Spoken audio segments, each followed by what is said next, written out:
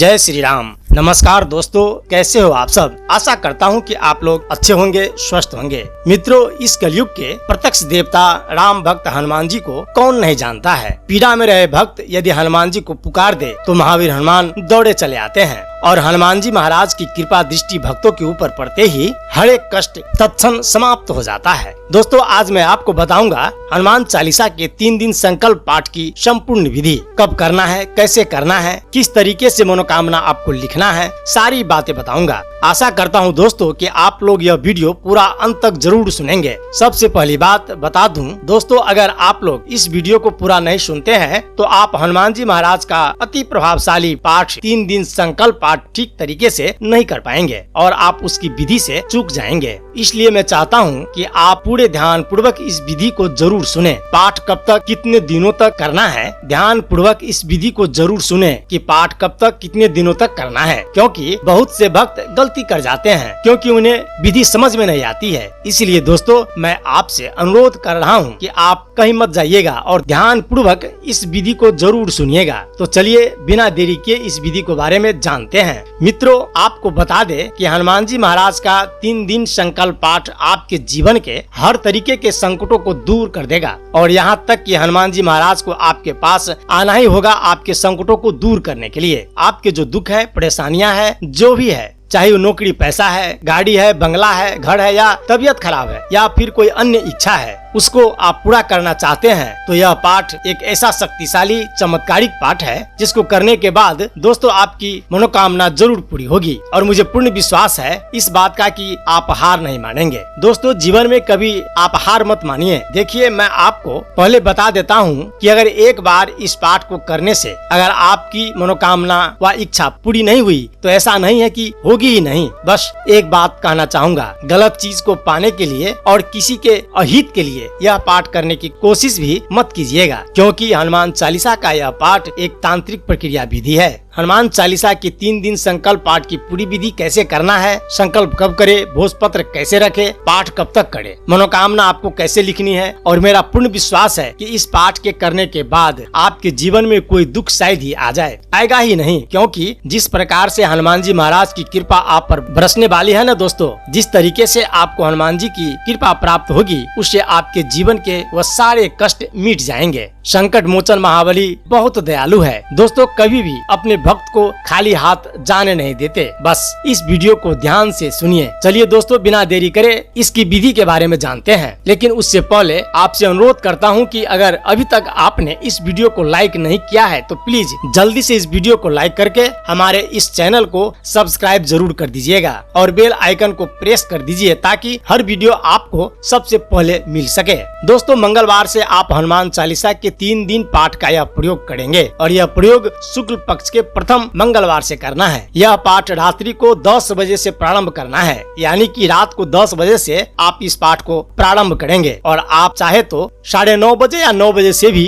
पाठ कर सकते हैं, लेकिन आप 10 बजे से करें तो और अच्छी बात है। सबसे पहले हनुमान जी महाराज का यह पाठ करने के लिए आप मंगलवार वाले दिन फ्रेश हो जाइए, बिल्कुल नहा धो के सारे कामों से निवृत्त हो जाइए। उसके बाद आप लाल रंग की चौकी लेनी है, उस पर लाल रंग का एक आसन बिछाना है। अब आपको सामग्री की जरूरत पड़ेगी, एक भोजपत्र लेना है। अब बात आती है भोजपत्र मिलेगा कहाँ। देखिए दोस्तों, भोजपत्र जो होता है या आपको पूजा पाठ की सामग्री वाली दुकान पर ही मिलेगा। आपको एक भोजपत्र लेना है, लाल चंदन लेना है, एक लाल रंग का कपड़ा लेना है जो साफ और शुद्ध लेना है, और आपको एक अनार की कलम की जरूरत पड़ेगी। ज्यादातर जो भी मनोकामनाएं और इच्छा होती है वो इसी कलम से भोजपत्र पर लिखी जाती है, तो इसलिए इसमें आपको कलम का प्रयोग बताया है। लेकिन अगर आपके पास कलम नहीं है तो आप इसकी जगह पर एक लाल रंग का पेन ले सकते हैं, लेकिन कोशिश कीजिएगा कि अगर अनार की कलम मिल जाए तो और भी अच्छी बात है। एक चमेली के तेल का या गाय के शुद्ध देसी घी का दीपक आपको जलाना है। हनुमान जी महाराज के भोग में अगर आप बूंदी की लड्डू, चूरमा, खीर या फिर आपके पास यह भी नहीं है, फल है, केले है, तो आप केले का भोग लगा सकते हैं। लेकिन अगर ये भी नहीं है आपके पास तो कुछ मत करिए, गुड़ और चने का भोग लगा लीजिए, सबसे उत्तम, सबसे श्रेष्ठ है। तो आप गुड़ और चने का भोग लगा लीजिए। उसके बाद दोस्तों, आपको एक राम दरबार के चित्र की जरूरत पड़ेगी। लाल रंग के पुष्प ले लीजिए, एक लोटा ले लीजिए, उसमें जल भर के आपको रखना पड़ेगा। बस अब आप दोस्तों अपने घर के ईशान कोण में देखिए, जहाँ ईशान कोण होता है वहाँ देवी देवताओं का वास स्थान माना जाता है। आप ईशान कोण को अच्छी तरीके से साफ सफाई कर लीजिए। लाल रंग के वस्त्र है तो लाल रंग के वस्त्र पहन लीजिए। ये पाठ अगर संकल्प लाल रंग के वस्त्र पहन के कर रहा है तो अच्छी बात है।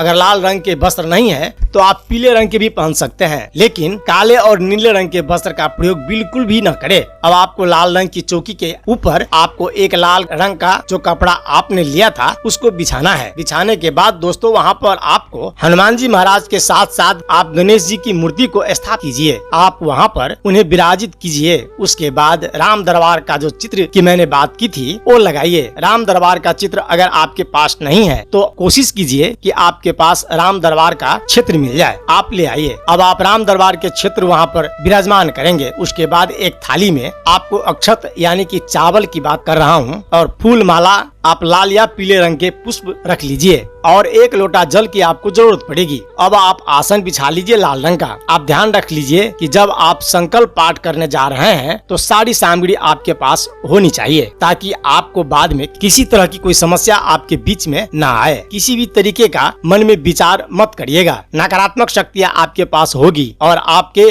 संकल्प पाठ को तोड़ने की भी कोशिश कर सकती है। क्योंकि देखिए दोस्तों, जब कोई अच्छा कार्य करने जाते हैं हम तो दोस्तों वहाँ पर विघ्न जरूर आता है, कोई न कोई समस्या, कोई न कोई संकट जरूर आता है। तो आपको डरने की बिल्कुल भी जरूरत नहीं है, क्योंकि आप जिस प्रभु को याद करने जा रहे हैं वह संकट मोचन महाबली है और उनके रहते आपको कोई बाल बांका भी नहीं कर सकता। तो आपको बिल्कुल घबराने की जरूरत नहीं है। मन को शांत रखें और अच्छे विचारों के साथ प्रभु का ध्यान कर सिर्फ उन्हीं की भक्ति में आप लीन हो जाइए। अब आसन आपने बिछा लिया है तो उसके बाद एक दीपक जलाए, गाय के शुद्ध घी का दीपक या फिर नहीं है तो चमेली का या तिल के तेल का दीपक का आप प्रयोग कर सकते हैं। उसके बाद आपको क्या करना है कि दीपक जलाने के बाद आपको धूप दीप जो भी है आपने प्रज्वलित किया और सबसे पहले गणपति महाराज का ध्यान करें, क्योंकि विघ्न हरता है और प्रथम पूजा का उन्हें स्थान प्राप्त है। तो गणेश जी महाराज से आप निवेदन करेंगे, गणेश जी महाराज का तिलक कीजिए। अक्षत चावल पुष्प आपने लिए हैं वो आप उन पर छोड़ दीजिए। उसके बाद श्री राम जी का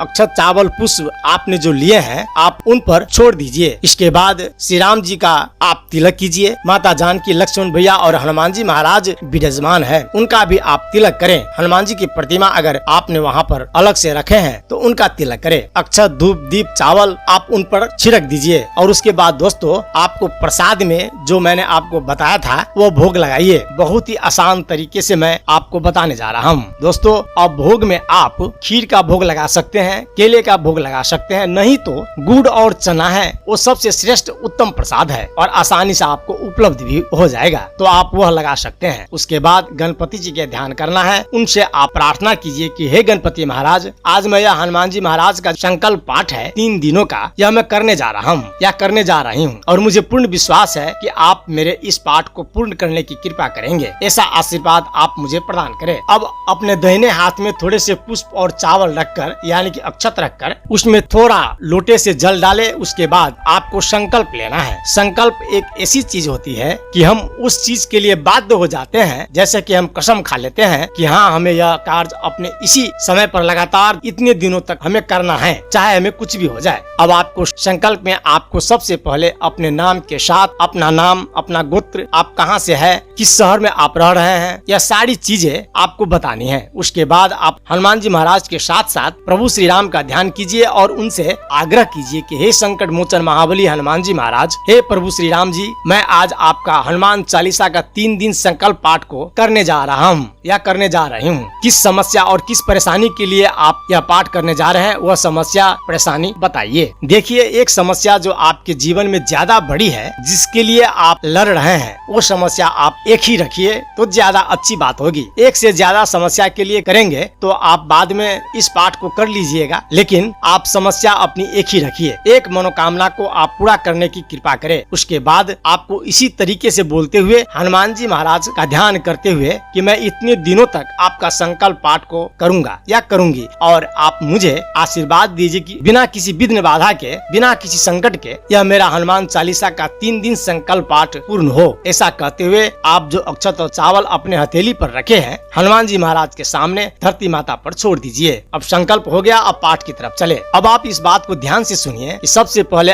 आपको श्री राम स्तुति का पाठ करना है। लेकिन उससे पहले दोस्तों आप एक कार्य कर लीजिएगा। संकल्प लेने के बाद दोस्तों जो आपने भोजपत्र लिया था उस भोजपत्र पर अपनी मनोकामना लिखनी है। जी हाँ, अब आपको मनोकामना लिखनी है। जैसे ही आपने संकल्प लिया, संकल्प के बाद आप अपनी मनोकामना लिख लीजिए। जिस चीज के लिए आप संकल्प पाठ कर रहे हैं उसी मनोकामना को आपको उस भोजपत्र पर लिखेंगे। लिखने के बाद आप उस भोजपत्र को मोड़ लीजिए। मोड़ने के बाद आपको राम दरबार या आपने राम दरबार का जो चित्र लगा रखा है उसी चित्र के नीचे इस भोजपत्र को दबा देना है। उसके बाद ही आपको सबसे पहले श्री राम स्तुति का पाठ करना है। देखिए जो भी पाठ यहाँ पर करने की बात आ रही है, हनुमान चालीसा, राम स्तुति और उसके बाद हनुमाष्टक, आपको एक एक बार ही पढ़ना है। यानी कि मंगलवार से आप कर रहे हैं तो मंगलवार वाले दिन आप एक एक बार ही एक एक पाठ करेंगे। यह नहीं कि आपको 3-3 पाठ करना है, क्योंकि कई बार 3 दिन के संकल्प के चक्कर में आप 3-3 बार पाठ करने लगते हैं तो गलतियां हो जाती है। इसलिए मैं फिर से बता देता हूँ आपको कि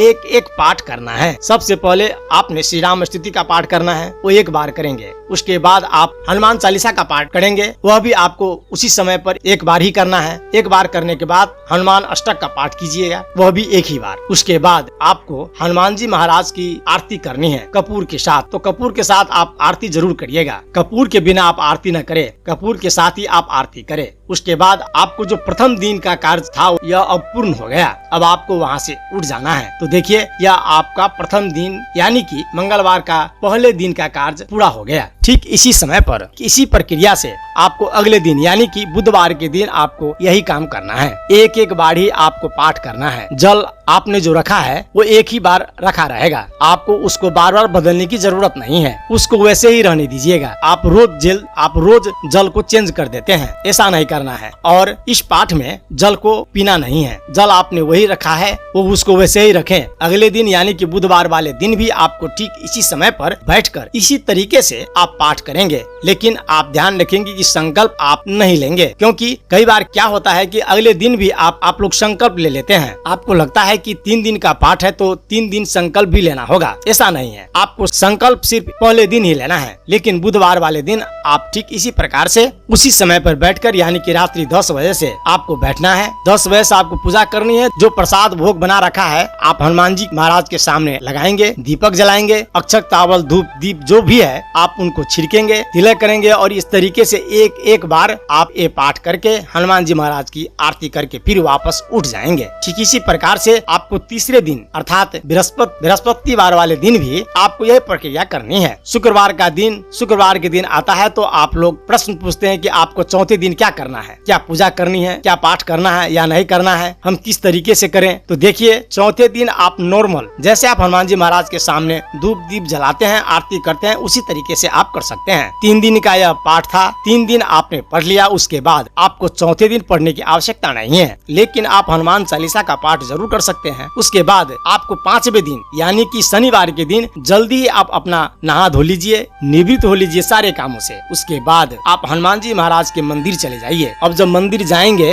तो आपको एक काम करना है। आपने अपने समस्या का जो भोजपत्र आपने श्री राम दरबार के चित्र के नीचे दबा रखा है उसको साथ में लेकर जाना है। शनिवार की सुबह लेकर जाएंगे। यदि आप सुबह हनुमान मंदिर नहीं जा पाते तो कोई बात नहीं, आप शाम को चले जाइएगा। ये जरूरी नहीं है कि आपको सुबह ही जाना है। किसी कारणवश अगर कोई परेशानी समस्या है तो आप शाम को चले जाइएगा, लेकिन आपको वो भोजपत्र लेकर मंदिर जाना जरूर है 5वें दिन शनिवार के दिन। अब हनुमान मंदिर में जाने के बाद आपको क्या करना है कि हनुमान जी महाराज के जो मंदिर है वहाँ पर हनुमान जी महाराज विराजमान है, उनकी जो प्रतिमा है वहाँ आपको वो भोजपत्र लेकर हनुमान जी महाराज के दाहिने पैर पर आपको वहीं पर रख देना है या दबा देना है। अगर आप लड़की है, अगर आप नहीं जा सकती तो आप पुजारी जी या पंडित जी को दे दीजिए, उनसे कह दीजिए कि आपका यह भोजपत्र हनुमान जी महाराज के दाहिने पैर के पास रख दें। बस इतना आपको करना है। वह चौकी जो आपने चौकी स्थापना की है उस पर भगवान की प्रतिमा जो विराजमान की है वो वही की वही रहेगी 5 दिनों तक, यानी कि मंगलवार से लेकर शुक्रवार तक रख सकते हैं। या फिर शनिवार तक भी,